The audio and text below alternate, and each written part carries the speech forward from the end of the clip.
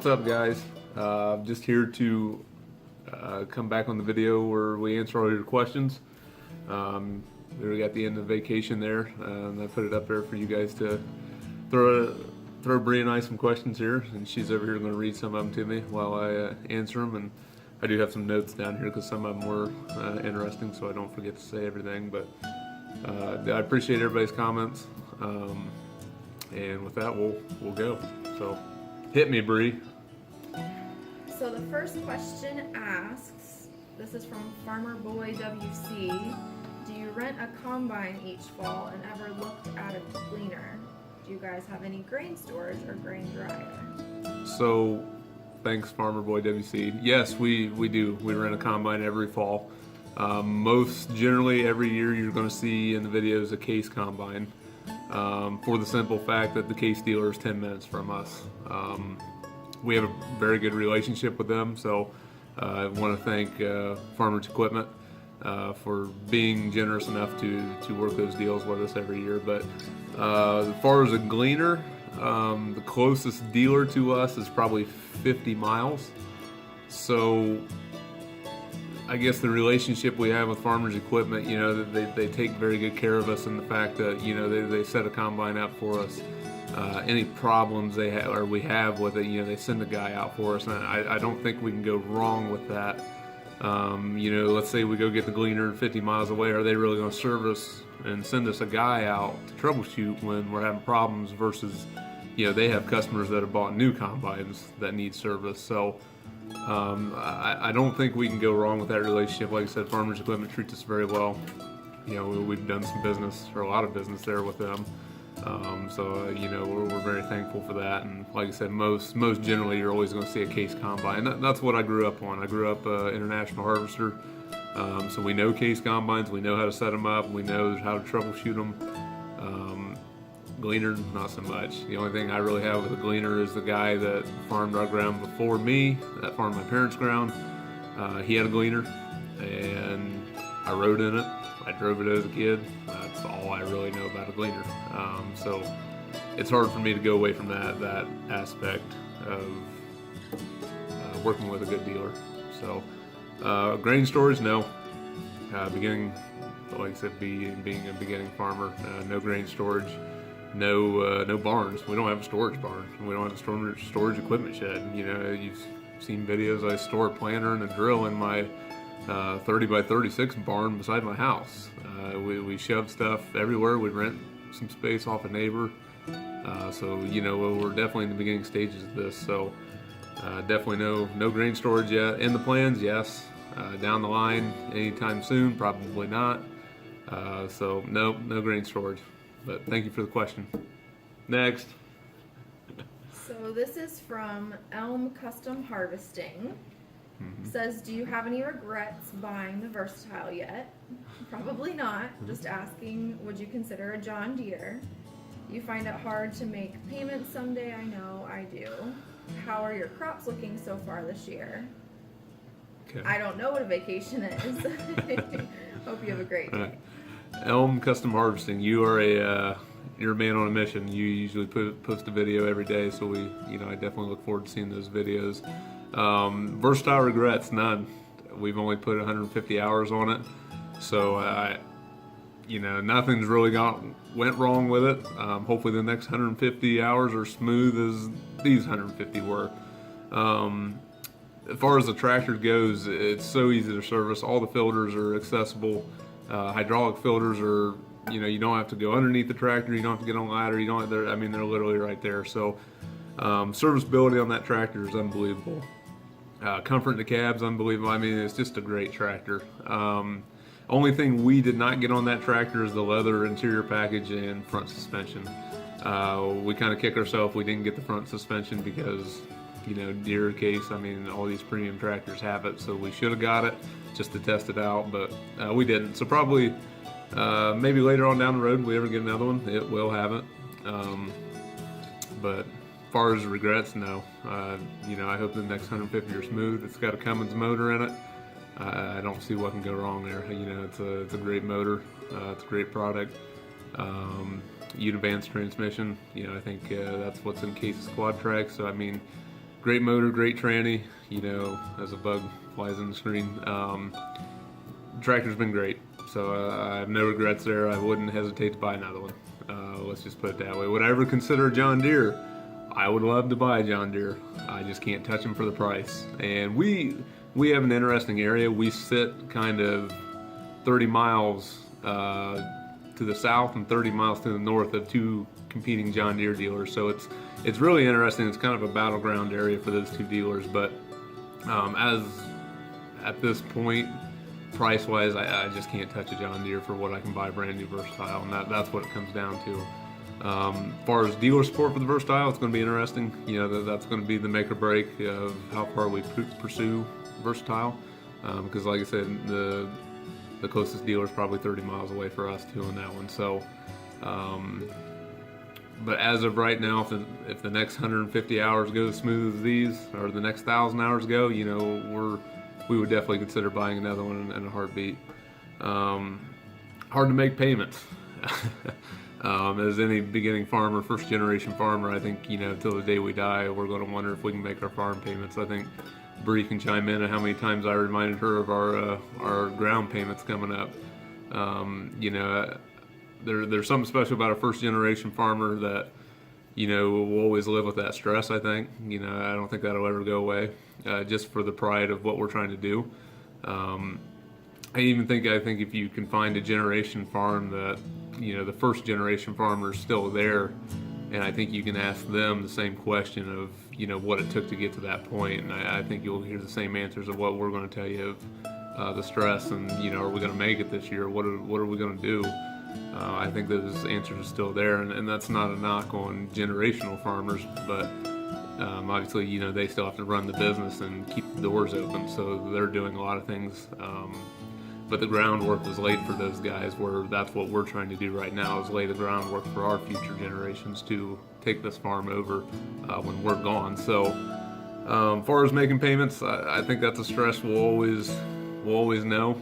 We'll always do. Like I said, you know, we're always going to be adding on to our operation. Like I said, I don't have a barn, I don't have storage, grain storage or storage barn yet. So, I mean, that's something I want to add on, but that all costs money and payments and equipment and all that. So, I feel your pain there, man. It's always going to be around. Like I said, till the day we die, it's probably going to be a question we're going to ask ourselves. Hopefully for our future generations that we're laying the groundwork for, that they won't have to ask those questions. So I do know, you know, with livestock that you have, Elm, you know, you will not get a vacation. Partner does have hog barns. He doesn't take any time off. You know, that's something I'm fortunate that working outside of farming, working a full-time job, you know, I can take some time off. But for you, no, there ain't no time off in livestock and trying to run a first-generation farm. I am happy to see that, you know, you spend a lot of time with your family and your kids out in the field. That's, you know, I go back to what I did with my grandfather, you know, spending that time in the field. So glad to see that. Keep those videos coming. And, for you, yeah, no vacation. Bree, what's the next one? How many acres are you running? And are you getting a bigger planter soon? That was from Midwest Alice fan. Midwest Alice fan. You're always the one that watches, so I appreciate you being a loyal guy watching. We're about 500 to 550, somewhere in there. You know, we're always dabbling and trying to find more ground and so on and so on. But bigger planter, absolutely. Yeah, that 6-row planter looks pretty funny behind that big 260 horse Versatile. Reason we did that is because the Versatile has full auto steer in it. And when I say that, I mean, so we're pulling a 6-row planter. We do rent a combine every year, but let's say the local dealer doesn't have a combine to rent us. Our local neighbor that will help us has a 12-row head. So 6 rows, you know, if you get wavy and get off a little bit, you know, that 12-row head's going to mash some rows. So that's what we want to avoid if we ever get into that situation. So that's why we, like I said, you know, you've seen the planter, the 6-row planter behind the Versatile. It looks really weird, I know. We got a lot of head turns this spring, but got the job done. But we have talked about a bigger planter, moving to a 12-row or a I want to say interlock, but that's not it. A split row planter. I don't know why I wanted to say interlock. A split row planter, so a 1223, something like that. We're moving to just one planter where the partner can be working ground with the vertical tillage tool, and I could be planting, or vice versa. So that's in the works. We don't have nothing on lock, nothing like that. I can't even guarantee it for next year. But same way with the applicator. If a deal shows up and it's to our advantage, I mean, we'll probably make the deal. But as of right now, no, there's nothing down the pipeline for a bigger planter. But it is in the talks. It is in the works. Especially with me working outside here, you know, it would be a big time saver to upgrade the planter. So be looking for that. Like I said, I can't guarantee it for next spring, but we have talked about it. So you're falling behind, Bree. Next question is from Preston. It says, how is the crop progressing? How is the crop progressing? It sucks. It sucks. This has been a wet year, and I think if you watch One Lonely Farmer, How Farms Works, the rest of the story, any of them guys, I know I'm missing a few other big ones, but I think they're all experiencing wet weather here lately, and that's no different from us. We've been wet from the start. It's just hasn't been a good year to watch your crops be beautiful. How about that? I think the only guy that was wet early on that got really hammered was Jeff Raymond. Jeff was flooded to the max in the beginning, and he's kind of turned dry at the end, which is surprising because Jeff's to the west of me, so usually if I'm getting rain, he should have got it a couple days before, but he hasn't. So no, the crops there's holes, they're thin, they're ugly. It's going to be a survival year. You know, the beans, there'll be the next video after this one I send out. You know, you'll see some videos of spraying and stuff like that, and I got some drone shots of the sprayer, and I mean, it's kind of sad to see some of the holes and the thin spots, because, you know, what do you do? I mean, you can't control Mother Nature in that aspect. So, yeah, the crop progression sucks. Some of our corn got hit by hail. That was nickel to quarter size hail, and that'll be in the next video also. You'll see those pictures. I mean, it's been so wet that we can't even get sprayers in the field. A lot of guys are going to, I've seen a lot of airplanes and helicopters this this summer, you know, spraying fields, putting on fungicides, putting on herbicides. So literally the last 5 days have been the driest days of the year. You know, we haven't had rain in 5 days, and that's been a record so far. So yeah, the crop progression sucks. At least here in West Central Ohio, it sucks for us. It's ugly. You know, I have to look out my window and see holes in the field from water. But we are trying, like I said, we are trying some fungicides and soybeans. Just some guys are religious with it. Some guys aren't. You know, the hot, humid, wet conditions. We'll try some, see what it does, see if we can gain any yield that way. But yeah, to reiterate myself, it sucks. But what are you gonna do? You know, this is part of farming. This is part of it, and you know, you watch your pennies and you survive, and you do it again next year. So I think the next one was a comment more than a question, but you can read it to me. I'm sure I can elaborate on it a little bit. From Commonwealth Farms, he says, we just got back from our vacation yesterday. It's hard to find time to go on a trip when you farm, but it's important to make time for family. And he had posted his video about their vacation. Right. Yeah, you hit the nail on the head. There's not a lot of time. Like I said, you know, Elm Custom Harvesting said it. You know, when you got livestock stuff like that, there is no time away from it. So, actually, my phone I'm losing power on my phone. Okay, we're back.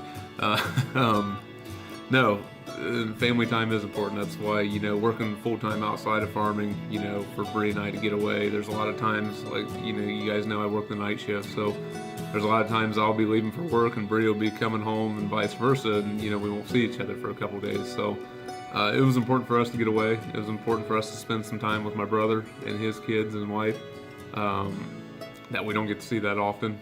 But it was also like for us to strengthen our marriage. You know, it's something to keep strong and spend time with each other. Right now, Bree and I don't have any kids, so this is the few years that we can spend with each other and not wake up in the middle of the night, not have to tell them get out of this and stay out of that, and those years will come and we'll enjoy those. But as of right now, no, you're absolutely right. This is if you can get away to spend time with each other, we're going to take that time to do that. But also, going back to Elm, when you got livestock, when I commented that, when you see his kids in his tractor, when you see his wife out there making videos, that family time, that bond is irreplaceable. So kind of both the statement and the question, kind of, they're opposite of each other. One can't get away. This phone's acting weird. One can't get away, but one did get away. I got away, went to Colorado. But in the scheme of things, they're almost the same, because like I said, in both scenarios, you watch that people are spending time with each other, with their families, and strengthening that bond with each other. And that's what it's all about. When you look at this farming thing, if you can raise a family and raise it on a farm, there's nothing like it. And that's something I want to do. I've watched a lot of family farms around me do that, and I think that's a thing that I was jealous of kind of growing up. I wanted that, and so that's what drives me a little bit more to do that, or to chase this dream. So with that, I will add one more of my own, or what I see a lot of YouTube farmers answering. They're answering a lot of questions on, why are you doing this? And for me, it's not the money. I'm not going to buy a new combine off this. I'm not going to buy a new tractor or any of that. If it ever gets to that point, I would be blessed beyond measure. But for me, when I bought that farm, my grandfather's farm, it's kind of the background story of that is my great-grandfather. Then it went to my grandfather and his brother. My grandfather had all 3 daughters, and then my mother had me. So the farm kind of skipped a generation there. So that's why I'm considering myself a first-generation farmer, because I had to buy that farm. It wasn't given to me. I wasn't given any equipment or any of that. I had to buy it. And, for me, this is my kind of, I want to look back 10 years and say, wow, this is where that farm was, and look at it now. YouTube's a great access for that, because I believe if I threw it on a storage disc or anything like that, they get tossed in the closet and you never watch them again. Where YouTube, it's so easy, 2 to 3 clicks and you're watching a video from 5 to 7 years ago. And to look back and say, wow, this is where this came, or this is where we started, and look at us now, that's important to me. So, this is why I'm kind of dragging you guys along with it. This is my farming dream. That's why I call it Farming Dreams. But this is my dream of chasing to a reality. And it started with that farm. I started with 32 acres. And, slowly and working our way up. But, I want to look back 5 to 7 years, 10 years, 15 years, however long it goes, and say, wow, that's what that farm started at. And, we built a house there. We built a barn there, storage equipment, storage bins. Because eventually that farm will turn into a century farm, and that's what I'm most proud of up there, and that's what I am pushing for, to do my best to make that farm the best it can be. So why do I do this? I guess, like I said, it's my dream, and I'm basically documenting my dream along the way, and sharing it with you guys. So with that said, be on the lookout for the next video after this. That'll show a lot of the crop progress, the hail damage, spraying, fungicides, weeds, as one lonely farmer puts it, effing weeds. I definitely feel him there, because it's been so wet we can't even get sprayers in the field. So stay on the lookout for those videos. I got some stuff lined up here. You guys know I try to post once a week, but that's only if I got material. I'm not going to bore you guys with my rants. This is my one rant video I've done. So I'm not going to bore you guys with that stuff. But I do have some material coming, so keep watching for that video coming up after this one, after I post this one. So with that, take care, guys. I appreciate y'all. I think we made it to 900. Say bye, Bree. Bye. 900 subscribers. Thank you, guys. It's fun. I definitely enjoy it. I definitely enjoy answering your questions. If you got any, comment, rate, subscribe. I guess that's what you say when you end the video. So see you guys.